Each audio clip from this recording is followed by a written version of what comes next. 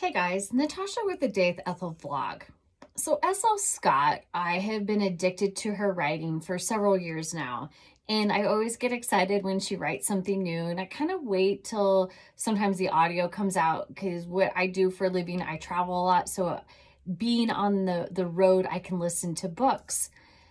I listened to this book and also downloaded it, actually ended up buying it because it's truly the best I ever had, which is the title of the book, which is also fitting for this title and for this whole thing because it was one of the best I've ever read and had in my hands, had as I was driving my hands on the steering wheel. And I can picture where I was when certain things throughout the book happened, and it broke me.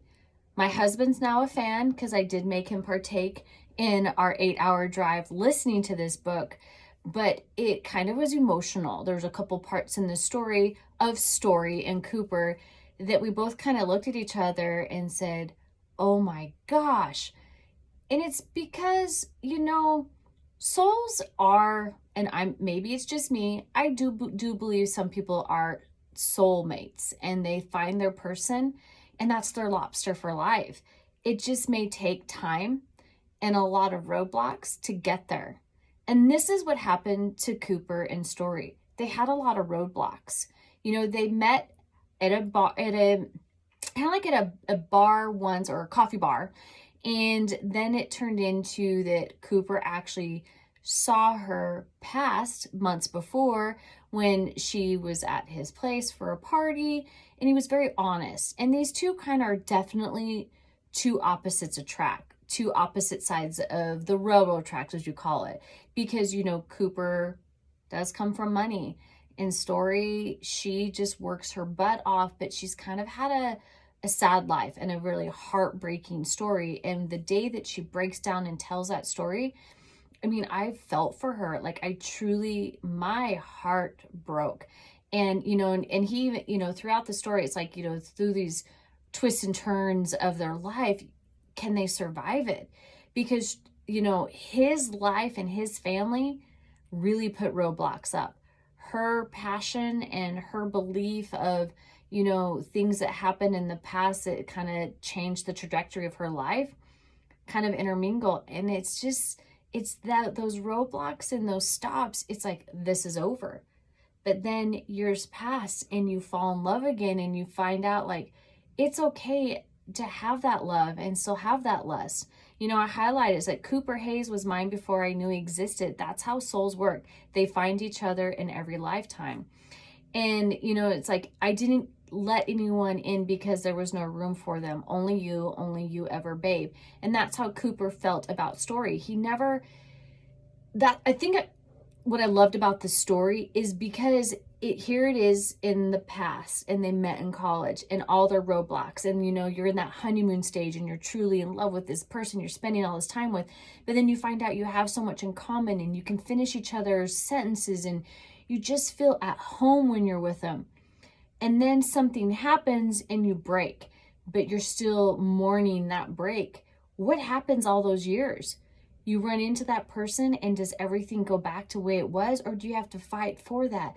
And that's their story. And it's like, it's how this whole story is molded together. It's years. And I love that about when authors write those stories, is because it doesn't happen overnight. You don't have like that 6 month or that 3 month and they're married and here comes a baby. No, this is a year and then a huge gap and then they're back again. And it's like, can they fight those roadblocks? Can they fight for their passion, their love that they had in the beginning? Is it still going to be good, in the future? And that is Story and Cooper. They truly had to come over all of these obstacles and roadblocks of family and tragedy and people just at them to see like, it's okay to be in love with this person. And that is them. It's like, we may be in the shadows of the building, but our smile brightens even the darkest corners. And that's it. And then they say, that only leaves two choices for us. We fight the fates and walk away, or we take a chance and follow their lead. And that's them. They took the chance of their fate. And every time you read and you listened and you feel the angst and the sorrow, but then you feel this love and this warming sensation that these two had for each other, but they were fighting the outside world. The outside world was against them at times. And um, what really kind of made me smile, and I looked at my husband when we were driving, and they're talking about our photography, and he goes, I'll find you in your first gallery and we'll know we were fated to be together. And when she does get to that chance and she sees that tall, dark, and handsome man in her first showing, that's their fated love. And right there, I lost it. I looked at my husband and I was like, I'm going to start crying, because at that time you felt it. He said it years ago. He knew, he remembered those little things about her and about her photography and her passion and everything she wanted to do. And then he found her, and vice versa. They found their souls again. And that's why this is the best I ever had, the best I ever read, the best of everything, because Cooper and Story were the best they ever had in their younger college days, and as when they got older, and everything that kind of put them in their way, it was the best foot that they did to move forward. Guys, this is In the Links. It's KU Unlimited. It's a beautiful, sorrowful, sexy, sweet romance. It spans over time, and I devoured it.